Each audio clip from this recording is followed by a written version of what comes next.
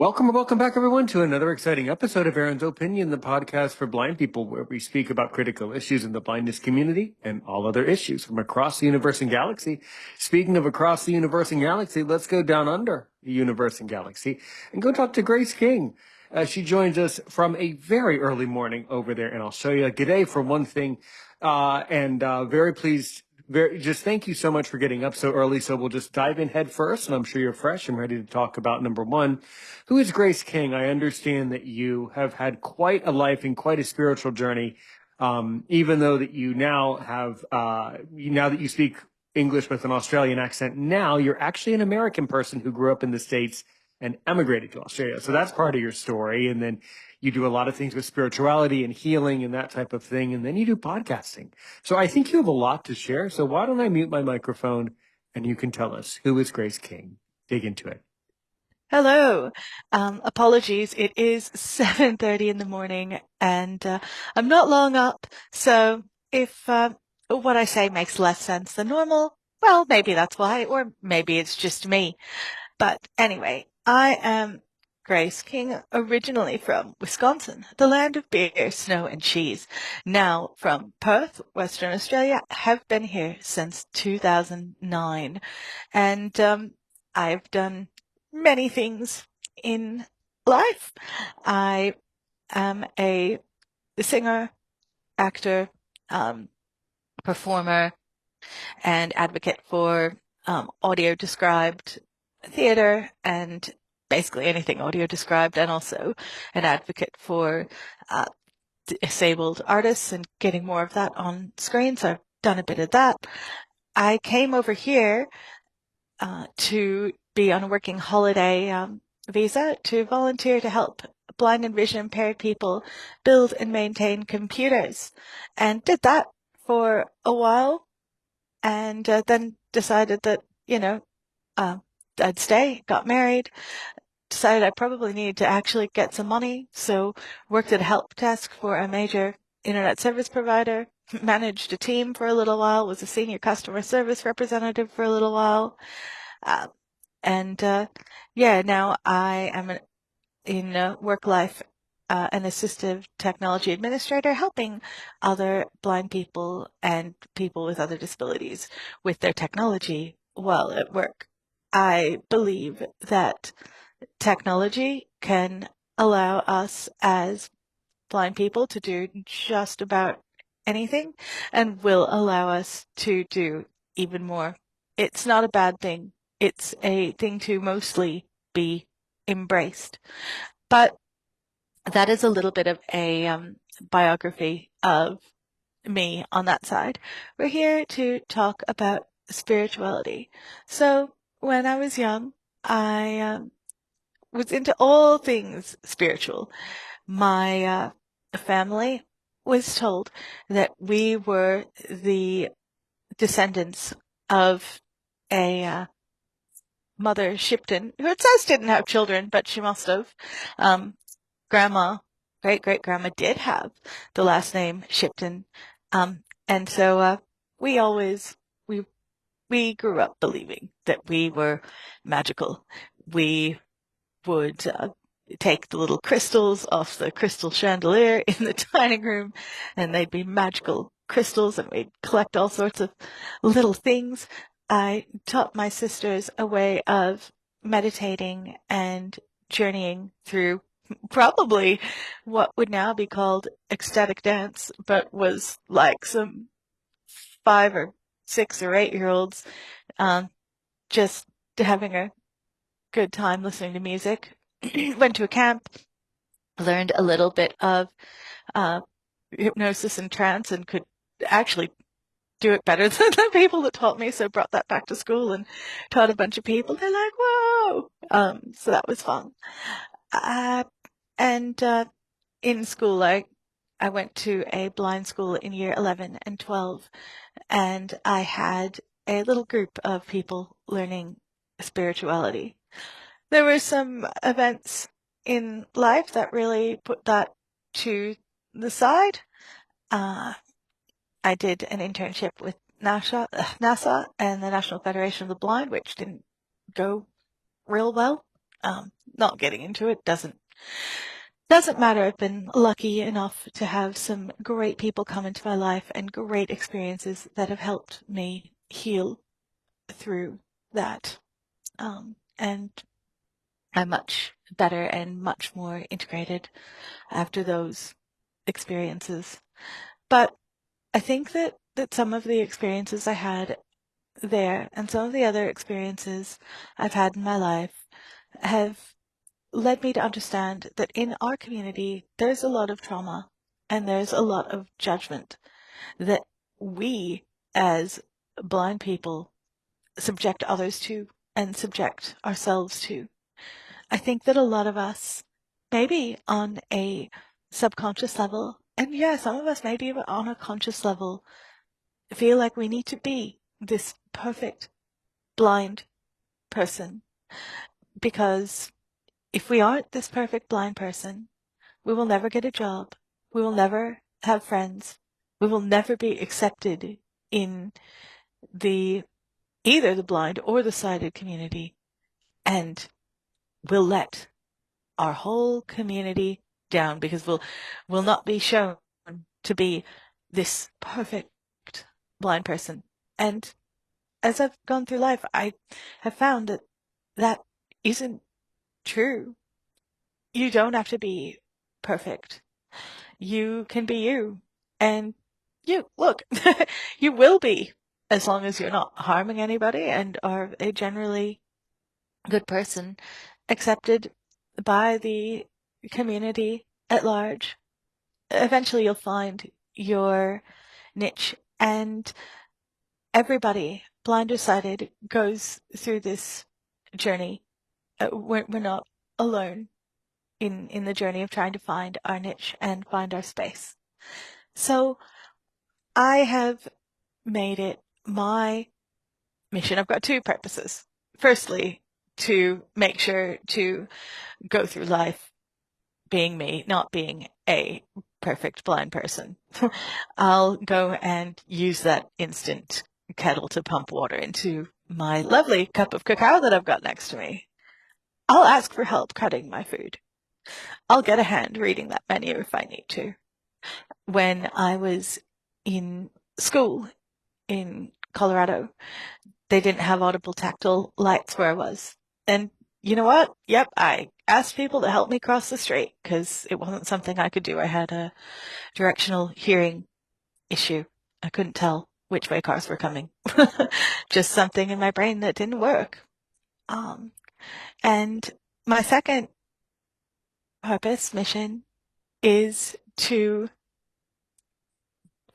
provide resources to people that are blind to help them on their own spiritual journey and to help provide healing to those that want it and to those that find that they do have some of that trauma, some of that judgment, and they want to be free of it and want to be the best versions of themselves that they can be. And there are many ways to do that, which I can talk about later. I do have one other purpose, and that was something that somebody said to me once in a messenger conversation. It was a coworker, and they said, "So, yeah, your purpose in life, Grace, is to be awesome and do awesome, amazing things." And I do do that. There are things that I've done, and people wouldn't actually believe me. They'd be like, "You are full of it." But no, I have been in an opera at the His Majesty's Theatre. I have run my own Fringe show, which is a big comedy and just different arts festival in Perth. I've immigrated all the way across the world from the United States, and I don't have any of my family from the United States here. I don't have any family here at all, except my chosen family, my partner, and that. So yeah, I do try to live by that purpose as well.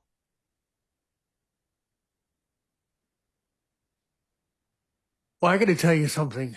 I think that what you just said there really will strike a chord with a lot of people around the family here at Aaron's Opinion and our audience. You're very right. I can relate to much of what you said, not all of it, but a lot of it. And the most relatable part of what you said is that it is our duty in life to be the very best imperfect version of us and to accept that. And I think that is such a great philosophy in life. If you're going to be perfect, then you aren't going anywhere. And that's my philosophy in life. If you want perfection, then you need to stop wanting because perfection will never come. And I think that's a very, very wise concept and a very wise way to live life. So that's very, very true. So when you mentioned that you do a lot of things, you've done a lot of acting, which I'm very interested in. I do some voice acting. You mentioned that you're really into audio, audio description. You mentioned that you're really into theater, but so Grace, were you always, were you an actress in the States before you came to Australia? How did you become so enthralled and what was what really lit a fire under your ass to get into acting you know Um, I think I just loved it. When a couple things happened, we had this church that always put on a Christmas pageant, and I found that so much fun. And they couldn't figure out, when I was old enough to have a part other than being a cute, pretty little angel that, walked down the aisle, uh, what they were actually going to do with me. Because, well, couldn't see, couldn't easily move around the stage, independently. It was like 1991. There was no, learnings about teaching a blind person to move around a stage independently, especially a 6-year-old, right? That's okay. It is what it is. So they had me be the narrator of the story and half memorized, half read, because actually I could barely read. I could barely read really until I was in high school because I had um, Braille dyslexia, which got corrected when I was 8 years old. But I probably didn't catch up in actual Braille reading properly till like high school, I'd say. Never did catch up on being able to write properly. But that's okay. So yeah, I did that. A funny story about that. I'm like, oh, 7, 8 years old, and we're doing a Christmas pageant, and I've got this massive uh, narrator part, huge thing, doing the whole Christmas pageant, and my mom and dad come and they bring my two sisters, and I've got a 2-year-old little sister who's blind, and she doesn't know what a play is. She's like 2. So I'm talking, doing this narrator part, and my sister is responding back to me, thinking that I am talking to her. So everything I say, she has something to say about. And I'm like 8, and I'm so embarrassed. And I cried. But it's so funny. It was hilarious and probably the cutest thing ever. Um, but uh, as as I got older, did a lot of school plays. The choir I was in did some acting and play stuff. And I tried to get involved in that. And sometimes it was successful, and sometimes they were afraid of me holding a lit candle, um, because I don't know what they thought was going to happen, but they they weren't too keen on that. Uh, School, I had a great music teacher, mostly, who pointed out that I could actually sing, which I didn't realize. So I got into some singing and did try to do some acting through Opera for the Young through school. And it was not something that this music teacher would ever let me get into. It would always pick other people because you're blind and you can't really do that. Uh, but always gave me lots of good solos in our variety review shows and all of that, but definitely didn't very much discouraged most movement for me, which look was probably fine. And in high school, I got into forensics, and forensics was not what you think it is. It is not a bunch of dead bodies and policemen and all of that. Forensics in America is competitive public speaking and competitive acting, really competitive arts with speech in any way. So I got into interpretive prose and poetry. So what this is you got a book and you've got the whole prose and poetry in front of you and you're doing interpretive reading. Now this is what fixed my issues with reading. Once I learned about the rhythm of how to read and how to speak while reading Braille, there was no looking back for me. Absolutely loved it. And when I give a speech that is not impromptu like this, I will actually write it all out and I will read it all.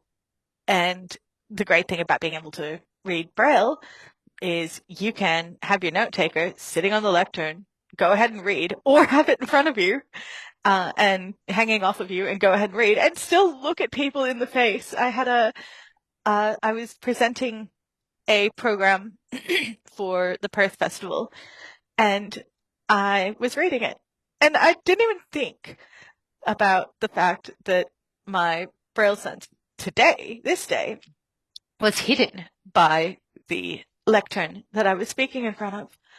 And one of my the people on the committee that I worked with said to me in a joking manner, well, look, those people probably, those people thought that you were much better than you are because they thought you memorized it. Nobody could see that you had your note taker underneath the lectern and were reading it. So that was really funny. And she did mean well by it. I know this woman and she's fabulous and meant no harm. But I was like, oh, that's really funny. So yeah, that's gotten me into acting. There's been a lot of ableism I have faced in acting. I went to an audition to be a blind American, and the person, well, basically it was community theater, and they'd already really picked one of their friends to do the part. But they're like, yeah, look, if you don't get the part, which you won't, because we don't actually want to authentically cast a blind person, would you coach somebody in how to be blind? And I'm like, oh, yeah, my rate's $50 an hour. Maybe if you pay me that, but I knew he wouldn't. Because yeah, they were just interested in getting free, blind help and not authentically casting. So yeah, that was a very, very unfortunate thing that happened. I think they had the person in the room as a quote minder so that, I possibly quote wouldn't get hurt who they actually wanted to play the role so that they could watch me move around as a blind person. So yeah, that was real special. But I've had some great, great experiences as well working with the West Australian Opera doing Yolanta. And Yolanta, if you don't know, is about a blind princess who does not know she is blind. And then a prince accidentally stumbles upon her in the garden and falls in love with her and realizes she's blind and tells her about sight. And then her dad comes with a doctor and wants her to, go through a process to restore her sight. But she must, within her heart of hearts, really, really want to see. And he says, look, if it doesn't work, we're just going to kill this prince. That's what we're going to do. So it's kind of yucky and really not, doesn't have her, anything about her or what she wants or what she felt.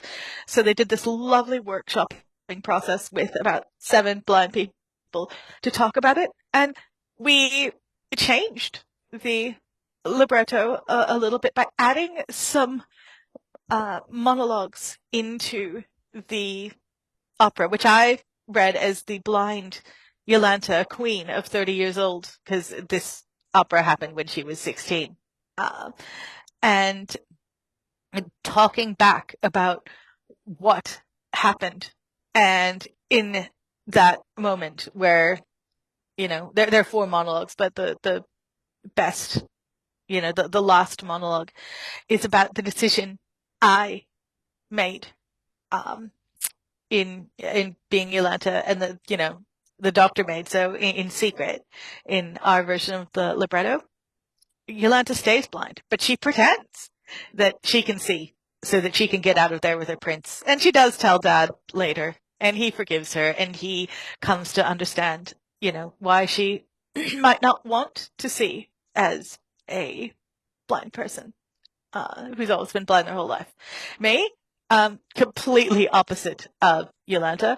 Give me the tech, I'll have a play with some sight, but I don't really see it as an emotional thing. I see it's another tech toy to play with.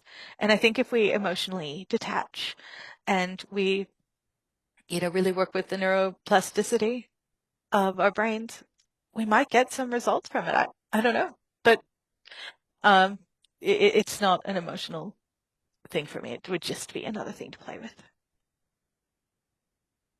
It would be. It's very, very interesting. I forget if you told me. I don't think you did. So were you born blind or born sighted, Grace? I was born blind. I've been totally blind since birth. I have Leber's congenital amaurosis. No light perception. No, well, very little light perception, possibly. I had a toy rocket I was swinging in front of my face at a costume party on Saturday and could kind of see that. But yeah. I see. I see. That tale that you recounted, where a company wouldn't hire you just because they wouldn't allow a blind person to portray a blind actor. Well, on one hand, I'm kind of, I'm really philosophically, I'm not sorry that they didn't hire you, only because a successful person like you knows that you shouldn't work for a company like that. You don't want to be cast in an organization that won't allow you to be you and portray a blind person naturally. So that's, what that really is a backhanded compliment, as frustrating as it is. They weren't even going to hire me.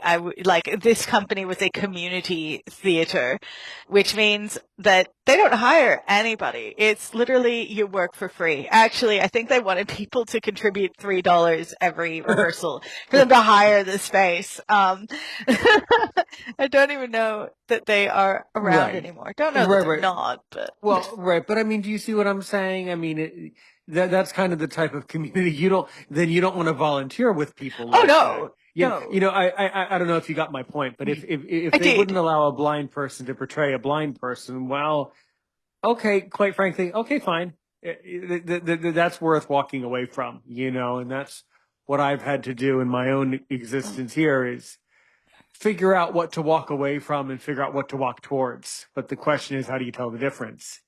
That's the question. Yeah.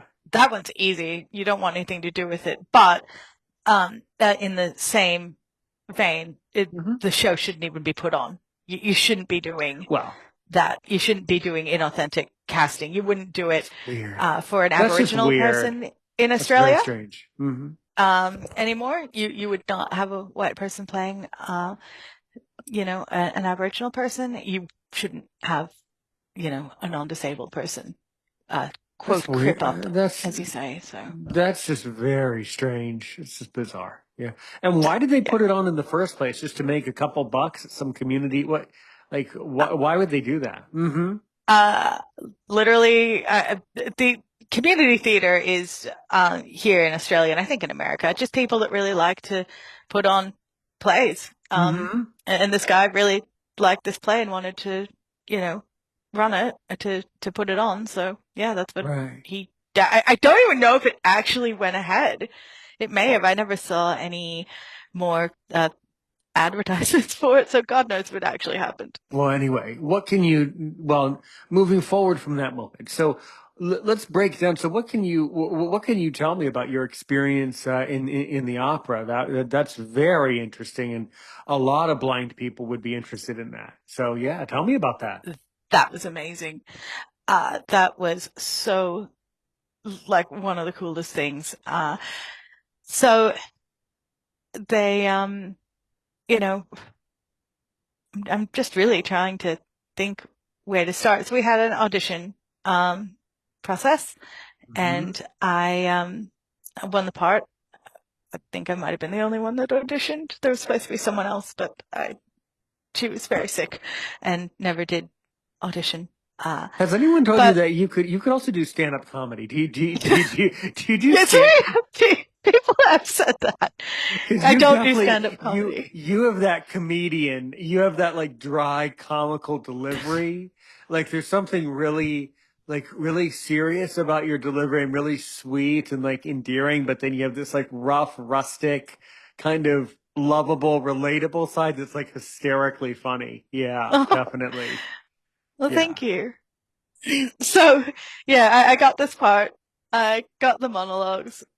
We had about in like community theater and regular theater, you've got way more lead time than you do with the opera. The opera, we had 3 weeks of rehearsal because in opera, everybody learns their part beforehand and does all that because they can read music. So it's really a little bit of blocking and putting things together. So we had the 3 weeks of rehearsal and we just needed to figure out how movement would work on the stage. They made a very tactile set. It was a really simple set, but all elements were tactile because there was going to be a lot of movement in darkness or semi-darkness because they were they really wanted to do the opera in total darkness at one stage. But that really wasn't going to work. But there was very dim lights. You once during the overture and when people came in, they had models of every single one of the cast members in their costumes on stage, which beforehand, anyone who was blind could go and do a tactile tour of those costumes. And as an aside, I looked at mine and I'm like, where are my boobs? Those boobs are way smaller than mine. People are going to come and look at that costume, who are blind and think I have small boobs. um, kind of, kind of is a bit of a joke, but so Well, they had, sorry. do you realize there's so many comical lines, so many sick and twisted lines that I could throw in here, but I'm just not going to throw them. Okay, I did for the record, I didn't ask that question. Okay, let's No! just let's just get this up. No, I know now I'm doing comedy. Okay, did you get the impression, because I am a voice actor and actor as well? Did you get the impression that I was thinking about your breast size before you came into this studio? Did I ever Of get that impression? course! Oh, really? Oh, really? Everybody does, don't they? No, no. Oh, Here in a country called Upover, no, we wouldn't think about that. But I am very pleased that you should definitely sue that company, whoever created that model. You should definitely sue them and take them to court over the bow Oh, ties. Okay? oh, yeah. Absolutely. Lawsuit coming up. Get the paper, hire the attorney. Okay? You just can't do that. Oh, yeah, Okay. no. So, what I think would be more stimulating, even more stimulating than that, graphic detail, Grace King. So how'd the opera go?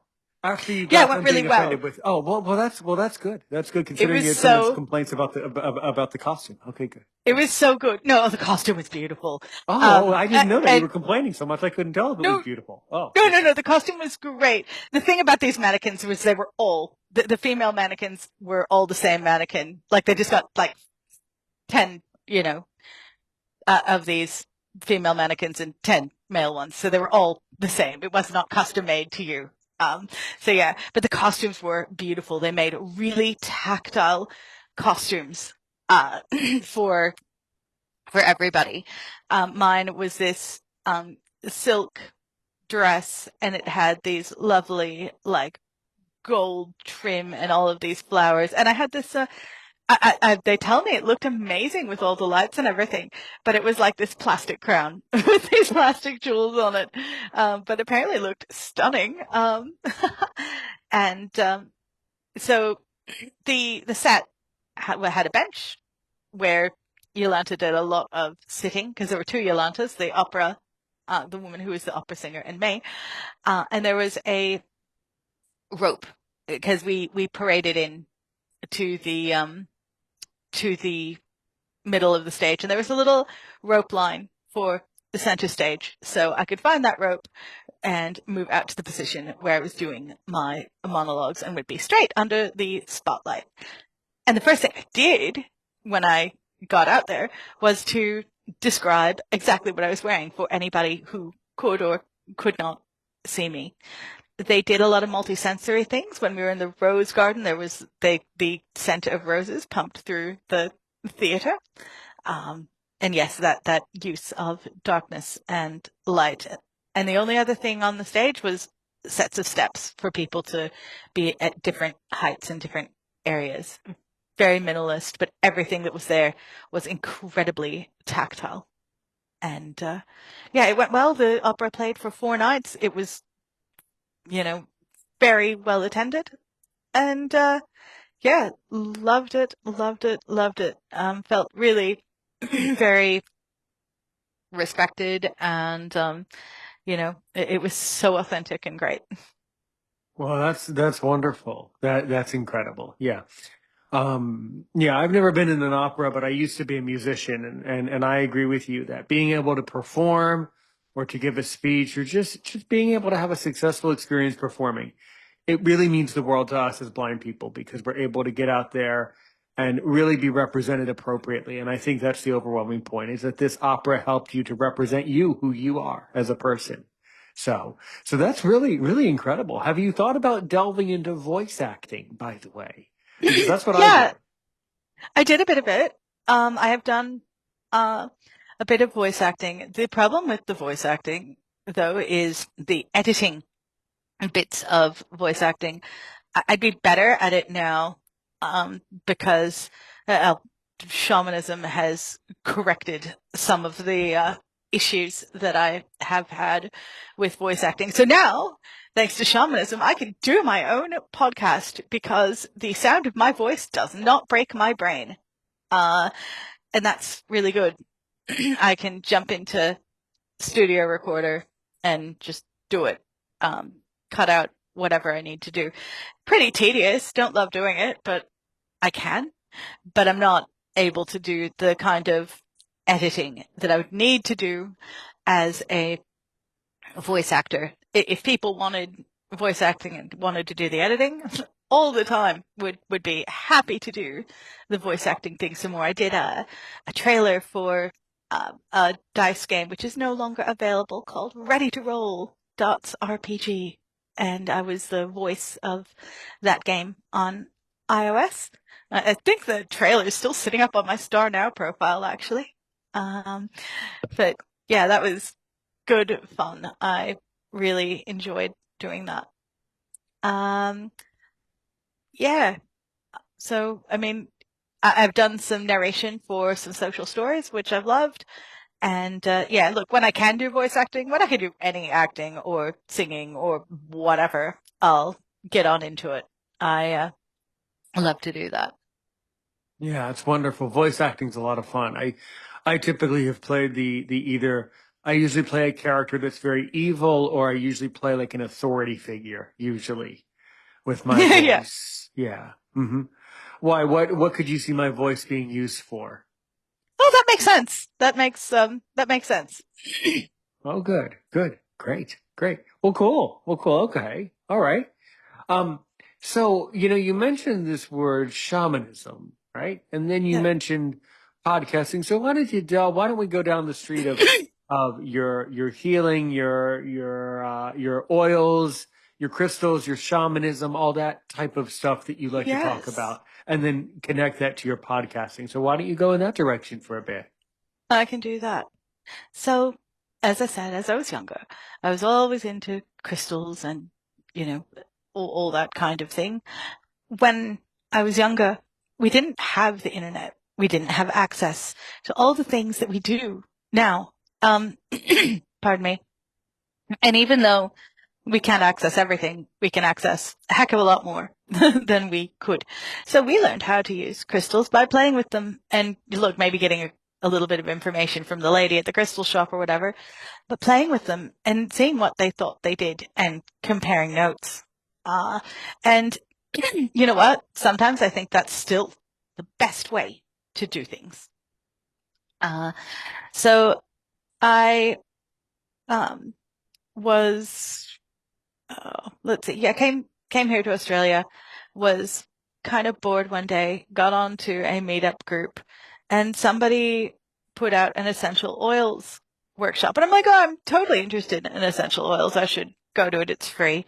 I'll take a taxi out there and I'll do that. And I turned up to this woman's house. I didn't tell her I was blind, but she was so lovely. And she got me into doTERRA. And I did a couple of education workshops for blind people around that. Had a few groups of people get into the doTERRA thing, but the person I was working with was not this other woman. That she kind of fell out of it a bit, and I was working with somebody else, and she was quite pushy on me starting a business with doTERRA and getting people to sign up and buy a lot of stuff. And I'm like, that's not the point here. I just want people to have access to the information. If they buy stuff, sweet. If they sign up and start their own business or want their own wholesale account, sweet. If they just want to buy a couple of things through me, that's sweet. I don't care. I'm not interested, but they really wanted me to start this business and get an upline and have a team and do these things. And I'm like, oh, no, nope. So I really kind of pulled back from that. I do a bit of oil training when I can now. I do sell doTERRA stuff if anybody wants anything. If anybody really wants a wholesale account, we can set you up. But really, I don't care. Like, the oils are amazing. I love them. I use lemon essential oil every day when I was doing my cacao before I got this really good situation that I've got where it is all in a powder done for me. I was using a lot of oils in that. Use a lot of natural oil based perfumes and a lot of the made up stuff that doTERRA does. Love it. It's great. But I don't want to full on sell it to anybody. Not interested. So yeah, then I saw a another random Facebook post from a friend talking about a crystal club. Uh, and I called up this crystal place because I'd been talking to a friend and she said she was really into crystals. And I'm like, oh, I saw this crystal club. Do you want to go with me? Maybe I can organize a support worker to take us and do that. And so we joined this crystal club at this Crystal and Stone, and they were really lovely and inclusive. They provided us our notes for the Crystal Club so we could have them on our Braille note takers beforehand. So, really, really, really inclusive place. And sadly, on the 8th of September, the place is shutting down, which makes me very sad. The Crystal Club that they ran is long gone, but loved it while I was there. That got me into crystals, and then I got into I went to a sound healing and ecstatic dance thing that a friend did for their birthday, and I said to somebody, I was in a Discord server, I said, I've really thought about doing sound healing. I should take a course on sound healing, but I don't know how I go with the bowls. I said, oh, you want to do a course on sound healing? I've got one. And they shared this course on sound healing, and I did it. And I learned how to use the tuning forks for sound healing. And that was life-changing. I found that doing the C and G forks for, look, 2 minutes in the morning and 2 minutes at night gave me so much more energy and ability to do things in life. And then using the weighted 128 megahertz fork on the body. Look, I started losing weight. I started losing a lot of weight. I used to have a lot of muscle weakness in my jaw, meaning that it was very difficult for me to close my mouth when chewing. And then suddenly, a few months later, I realized that I was effortlessly doing it and could keep my mouth closed when I ate, which is really good. You could say, oh, that's so disgusting that, you couldn't do that. But, with the muscle weakness in my jaw, it wasn't a thing that I didn't want to do. It was just not a thing that I could easily do. So yeah, and I learned some more different techniques using the whole scale of tuning forks. I did learn how to do the singing bowls. I found out that the singing bowl that I got and that I was trying to work with was a complete dud. It would probably cost whoever sent it in this box of random spiritual stuff about $5. And I think we finally found one person that could actually sort of kind of play that bowl. But I got another one, and somebody did show me how to play the crystal bowls, or I do have crystal bowls, but I prefer the metal singing bowls because they're much more robust, and I'm not terrified of breaking them. The Tibetan singing bowls, yes. So somebody showed me how to do the Tibetan singing bowls, and I did a class on the crystal singing bowls, which was very good fun. I've got 8 of them. They're in a corner in their bags, and I'm terrified of them breaking.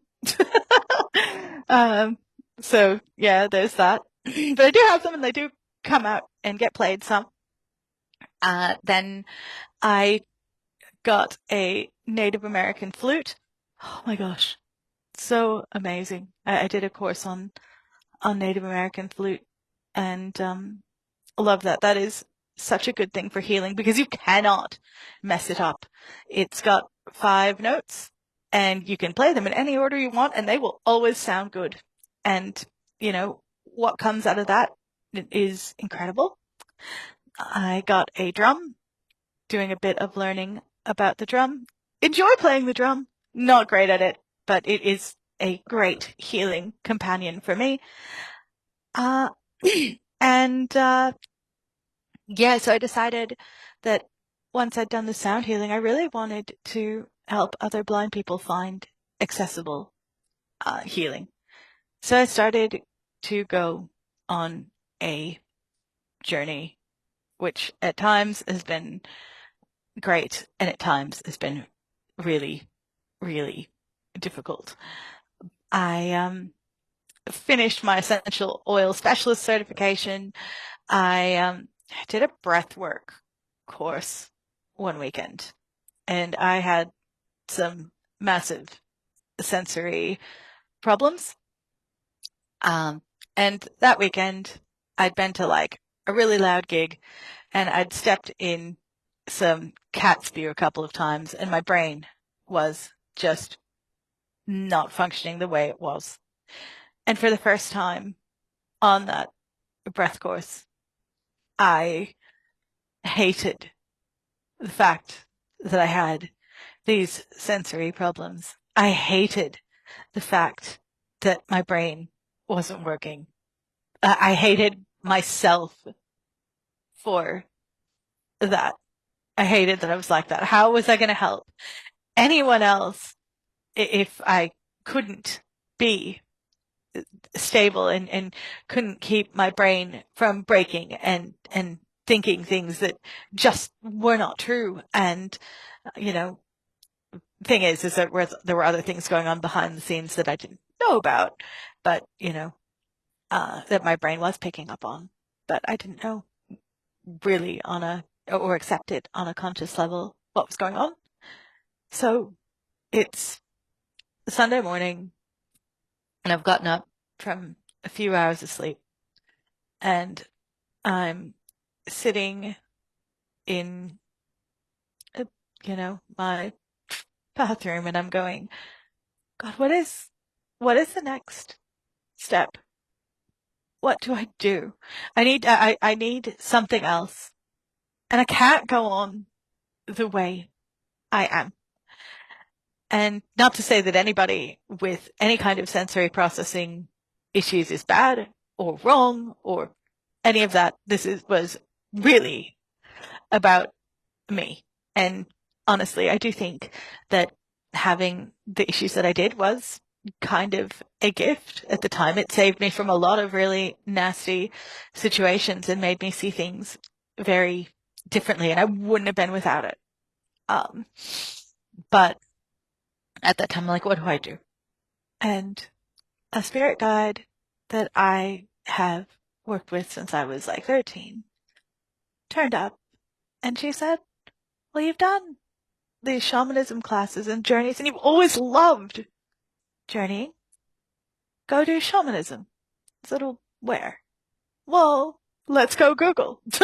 Let's go find the resource. So I went and went to my computer early in the morning and I Googled affordable shamanism classes and I found a massive school and I'm like, that's not right. Also, that's not affordable. Like $9,000. No, no, no. And then I went and found this Create Your Dreams, academy and they do classes of 2 to 6 people and they had a payment plan and, it'd be a stretch, but, if doing the payment plan, possibly I could afford it. It was 200, US dollars a month for a year. And I'm like, yeah, I could probably, it'll be difficult, but it may be worth it. So I reached out to this woman, who ran Create Your Dreams, Chris, and she's so good. She's like grandma, down to earth, hilarious, wise grandma. And I started the shamanism class completely forgetting, um, the whole exact reason of what I was trying to get rid of for like a year. I've just thought I really wanted the next step of what I was doing. I really wanted to move on with my journey and I wanted healing. Just absolutely and completely discarded the whole issues I was having with the sensory processing and trying to get my brain to be a stable place so that I could, not curl up into a ball, for, 12 hours at a time randomly. And I did this course in the first, number of classes I did. I then went to a music camp And I found that I could suddenly do things that I couldn't do before. I was able to participate in a way in a group mobility class, which is not something I really would have been able to do. I was able to follow people without anxiety and without getting really, really, really exhausted. And that's how it was for a week. Um, I was able to, follow people around and not, do too much sight guiding, which is not usually what I do in normal life. But, it was really interesting to be able to do that. And then I got on the plane. The plane was delayed. 5-hour plane ride home. Get home. My partner's been gone.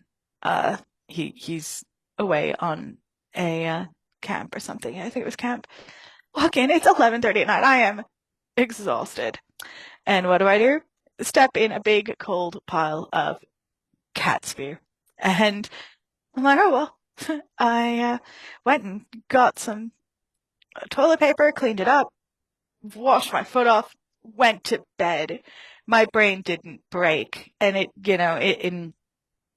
normally it would have absolutely it would have been a bad thing. But no, went to bed. Oh, everything's fine. And I'm like, oh my gosh, that's incredible. And these experiences kept happening, going to a theater show and just they had a horrible sound system and it was just cutting in and out and awful. And I'm sitting there and it's really annoying, but that's all it is. And I'm like, my God, is that how people experience the world? It's just really annoying. My brain is not going to break and I'm not going to think that everybody hates me or, attribute some weird meaning to something or think that, I've gotten McDonald's and I've got a cheeseburger and I look at the cheeseburger and someone's taken a bite out of that cheeseburger and I'm not actually quite sure if it was me that actually took a bite out of my cheeseburger and just forgot about it 30 seconds ago, or if somebody has taken a bite out of my McDonald's cheeseburger. I mean, that was the total weirdness that would happen when I had these sensory issues. But it was gone. I mean, I may still have one bit of a trigger, and I don't know if I do. I haven't gone and tested it and don't plan to. I'm sure it'll turn up at some stage and we'll find out. But to have all of the issues with food screwing up my brain, I can not like things, but that's different than I have some butter and the world starts to spin. Not having so many issues with textures, being able to sit through a horrible community theater play where the sound is just screwing up and not wanting to actually tear my hair out. All that kind of thing. It was an incredible experience. And, the shamanic illumination process is so cool. It's not like anything that is done in any other way.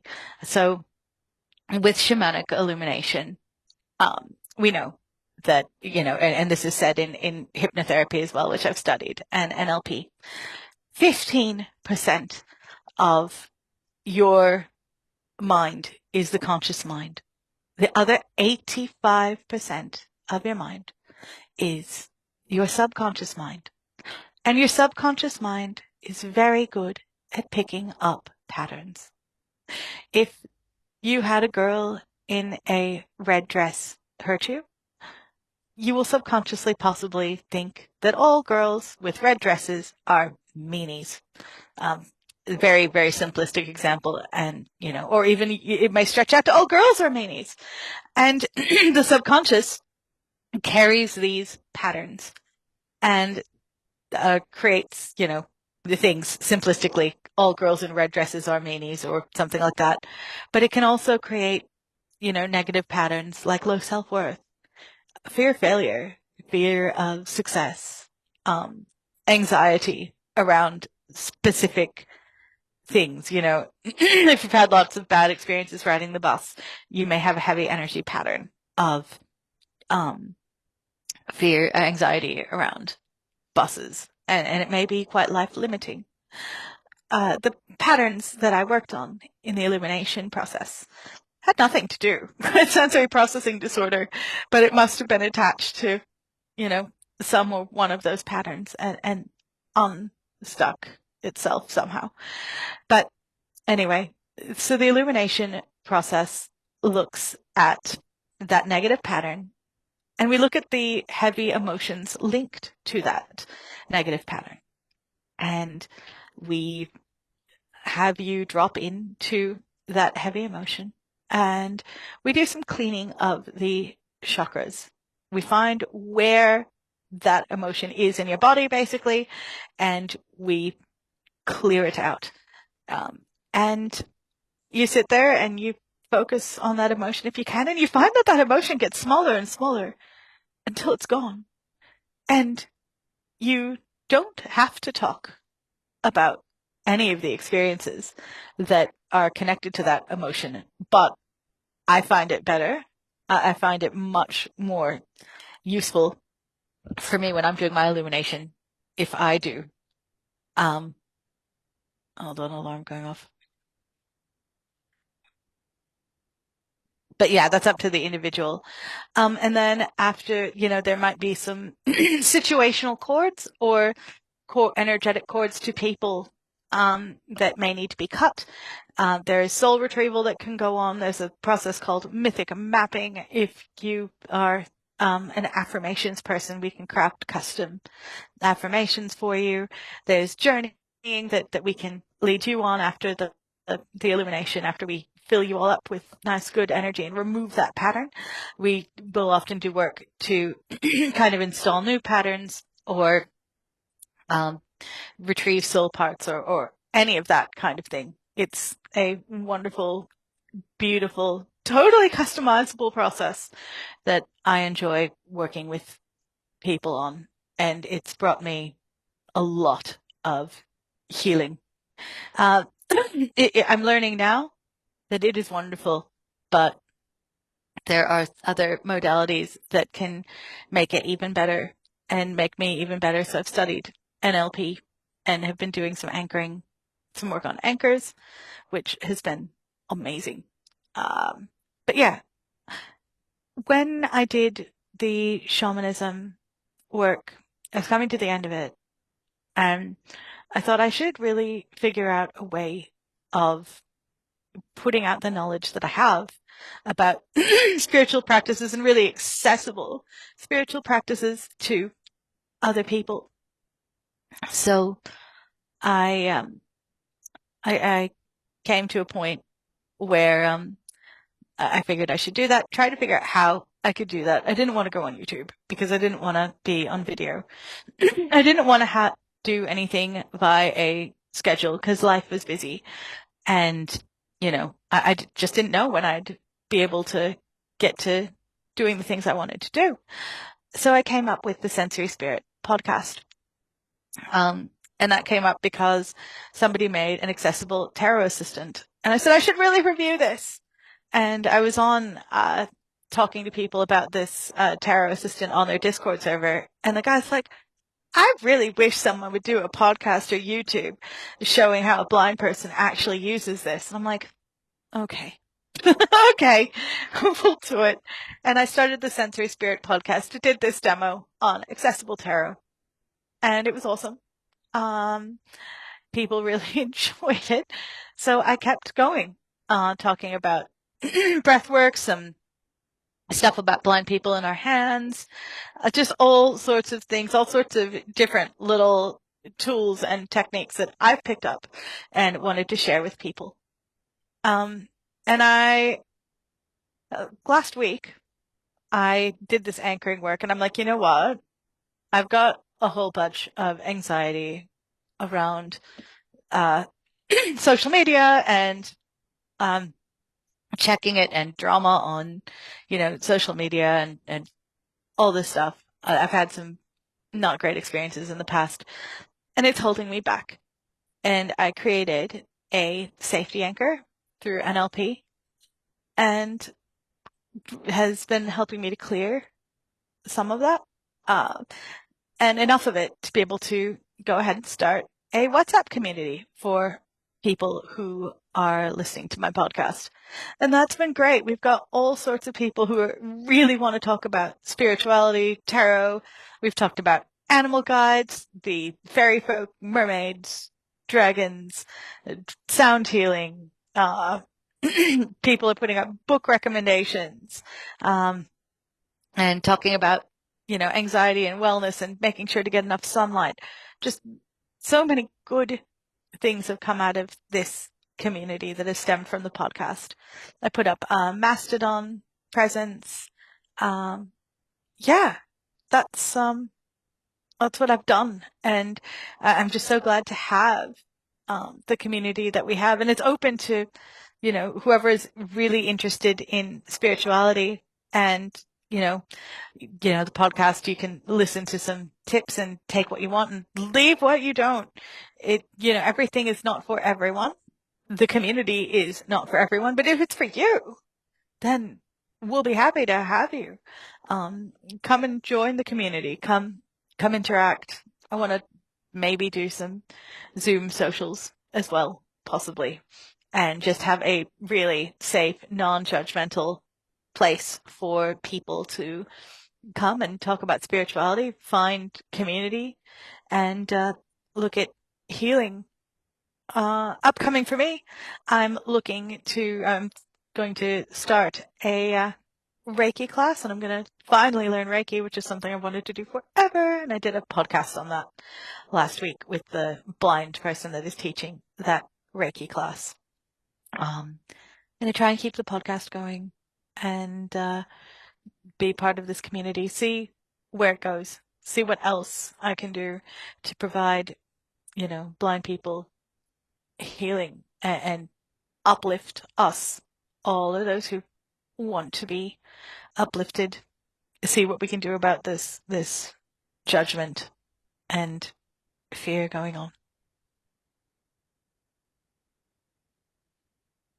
It sounds like you are really connected with all these things, and that was an incredible answer when all I asked you was, what are those things? And then you went down that beautiful answer. That was great. Absolutely. Um, so yeah, it sounds like you're very, very connected in all of this. So, you know, what do you suppose, as someone who has clearly, you've studied trauma a lot, you've thought about these things on many different levels and in many different ways. So, I think it's very ironic, and I think you'll have a very good answer. It's ironic that we as a community of people, whether we're blind or not, it's ironic that we have had that we say that there's so much trauma, and in many cases there is. Excuse me. Yet, our times are quite good. In other words, we're living in quite a good time period. We have a lot of advancements in technology and healthcare, and there are some serious diseases today, but there are fewer diseases than there were, say, even 4 or 5 or 600 years ago. Why do you suppose, Grace, that so many people need to be healed? And I'm not questioning the fact that they do. I'm just wondering, really, what have you found to be exactly going on with our society that is causing such a need for this healing to be done? What do you really think? What do I think? I think it's a great time to be blind. With all of I've always said in a lot of interviews I've done, there's never been a better time to be blind. And, because of what you said, that all of the technology that we have access to, all of the things that we can now do. And I think that people are kind of awakening. We've been so focused on, getting needs met, and, the physical based needs are mostly, in many ways met. So people are waking up, and, there's some books on this, Journey of Souls, and it talks about, how we're all in life to heal and evolve. Life is a healing journey, and we all need healing so that we can raise our vibrations from where we are and move on to the next level. It's a journey. It's not a cure for, you know, a cure. You break your arm and you get in a cast and it's fixed. It's cured. Healing is um, really going through and dealing with issues that you might have had, whatever they might be, and evolving from them, taking the lessons and the things that we've learned and integrating them, um, and moving beyond whatever it is that is holding us back. Yeah, that's excellent. So on your podcast, do you mostly just do sort of like monologues now where you just talk about a topic and research a topic in these various healing spiritual energy things? Do you basically talk yourself in monologue style, or do you interview other experts in the field, or what exactly do you do on the podcast? That depends on the day. I did do an interview. The last one was probably my first interview. I do collaborations with people. I've had some guest people record podcasts, and one guest person recorded podcast, and I put it up for them. It was a class on removing blocks that they wanted to do. So, and then I did a live rune reading class for them. By the way, I love the Norse runes and love doing readings and healings with them as well. A very tactile system, much better than tarot in that way, and so portable. They can go in my purse and no need to shuffle. You just shake that bag and off you go. In my community and on the Mastodon, I do a daily crystal and rune pull, and I do a little bit of interpretation of that, which is fun and good.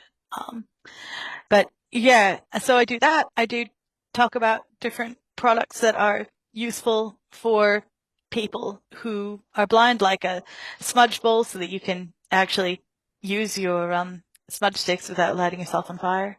I come up, when I find interesting practices, either through journeying myself, um, or, see something interesting that I think people could use, I will talk about them. I will, do like a whole topic on, say one on, say, breath work. I've done one on, mindful wearables. I'll get on to the apps that I'm talking about and demonstrate them, letting people hear what they're actually going to hear if they work with the products available that I'm talking about. So I'll go through Tarot Assistant and show people how it works. I'll go through the Tarot and Oracle decks with voiceover on and show people how it works. So there's demos, there's collaborations, there's interviews, there's just me talking about different accessible things, all manner of stuff.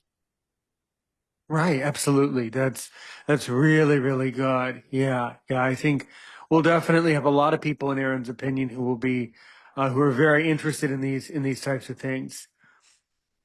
Yeah. And so one thing that I think about off and on, and I'm sure you have a very good answer, and this will be one of basically my second to last question. Mhm. So, this universe thing, Grace King, you've spent a lot of time thinking about the universe and your place and our place within the universal system, obviously. We are, in the words of another guest who was on this show, we are, in fact, simply beings of light, as it's oftentimes said, which is a very beautiful way of understanding how we fit into the fabric of the universe. But maybe, if you wouldn't mind, and in just a couple sentences, what do you suppose is the future of the universe? Will we, have you contemplated, given any thought, or done any research to where the universe will end? And what is your opinion of what is in store as far as the universe goes? Look, I think that is up to, the universe itself, really. There are That's a many good people answer. that say that we will have an awakening and evolve. And I hope that's true. And that, this and that may or may not happen.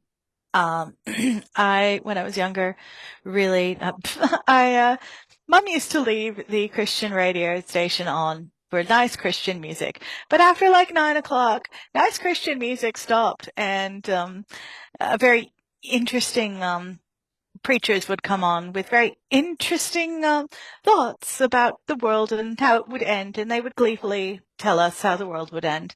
And I actually had a lot of anxiety about that as an 8, 9-year-old child. And, every time a train would come by my house, I'd think that the world was going to end, and I had trouble with sleep. And funnily enough, it's actually because of this that I got into crystals. A friend gave me my first crystal randomly. It was a hematite.